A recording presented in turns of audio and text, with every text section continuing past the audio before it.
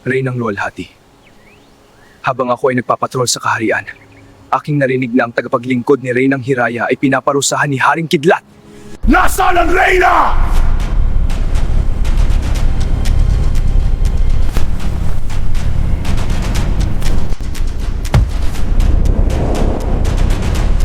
Gusto mo talagang masaktan?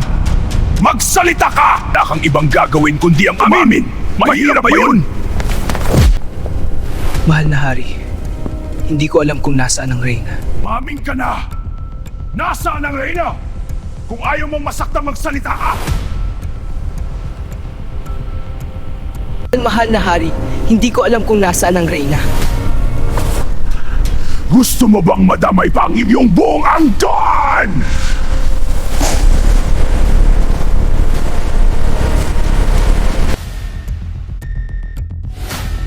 Mahal na Hari, palayain mo na ang mahal na Reyna.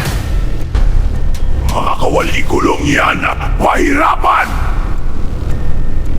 Mahal na Hari, palayain mo na ang mahal na Reyna. Huwag na huwag bibigyan ng pagkain ng ilang araw. Maawa ka, mahal na Hari!